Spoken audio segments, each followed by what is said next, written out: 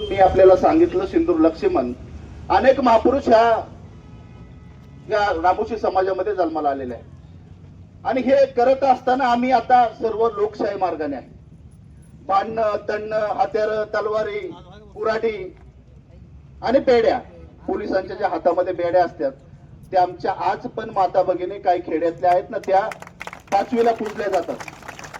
म्हणजे हे खरं आहे, म्हणजे पोलीस प्रशासनाला काही विशेष वाटत याचं, पण आज पण आमच्या रामोशी समाजामध्ये ज्या दिवशी मुलगा जन्माला येतो, बाळातीन होती बाई, आणि त्याच्यानंतर 5 दिवसाने त्या मुलाच्या हातामध्ये काही ठिकाणी बेड्या हातामध्ये घातल्या जातात. कारण तो बेड्या हातामध्ये घातल्यामध्ये दरोडेखोर होण्याकरता नाही, ह्या देशाकरता तो कार्य कर, हे देशाकरता. पण उमाजी नायकांपासून बहिर्जी नायकांपासून तो इतिहास आहे.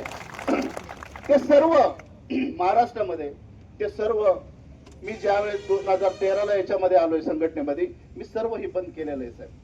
मी माझ्या तरुण मुलांना गुन्हेगारीच्या मार्गापासून बाजूला काढलेला आहे.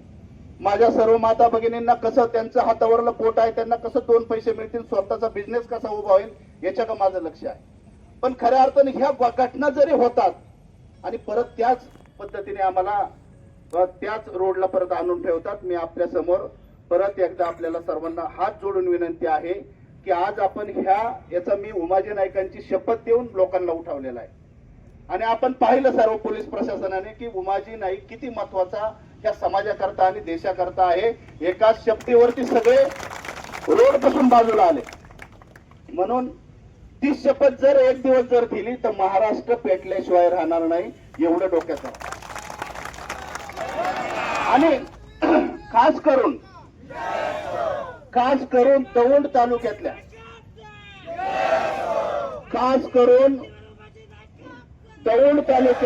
सर्व दौंड तालुक्यातल्या मी नेते मंडळी, सर्व समाजातील समाज बांधव, सर्व समाजातील सर्व नेते मंडळी, या सर्वांना मी या ठिकाणी सांगणार आहे की आपण जी ही चाललेलं आहे पाटशासन किंवा दौंड मध्ये जे काही चाललेलं आहे, जे रामोशी समाजाला टार्गेट करणं, रामोशी समाजाच्या महापुरुषांना टार्गेट करणं, हे जर थांबलं नाही तर याचा एक दिवस एवढा बेकार असणार आहे की मला सुद्धा आटपता येणार नाही.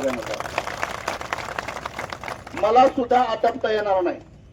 कारण ज्यावेळेस व्यक्तीवर असतं, ज्यावेळेस एखाद्या माणसावरती असतं त्यावेळेस ती आटपता येतं, पण ज्यावेळेस महापुरुषांवरती येतं त्यावेळेस रामोशी मुंडकी सुद्धा कापून ठेवायला देणार नाही. स्वतःची मुंडकी सुद्धा कापून ठेवू शकतो, म्हणजे दुसऱ्याचं काय करू शकतो एवढं ध्यानात आलं. त्यामुळं आपण पोलिसांना माझे हात जोडून विनंती आहे, आपण आपलं काम केलंय. आम्ही म्हणणार नाही की तुम्ही तुमचं काम केलेलं नाही.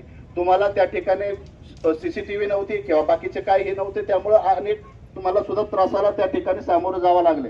पण त्या ठिकाणी आता आपण ठरवलेलं आहे की सीसीटीव्ही बसू, बाकीचे इथून पुढे जी होणार नाही.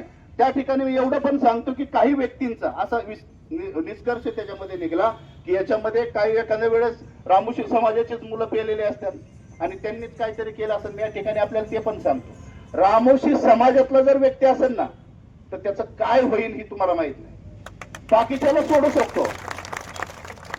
सोडू शकतो, पण रामोशी समाजाची व्यक्ती जर असेल ना याच्यात तर त्याची काय अवस्था होती, त्याच्या कुटुंबाची काय अवस्था होती ना, हे तुम्हाला कळन टायमिंगला. पण या ठिकाणी मी एवढंच सांगेन की आपण जसं सांगितल्याप्रमाणे जसं तपास केला, बाकीचं हे केलं, 100% तुम्ही तपास केला.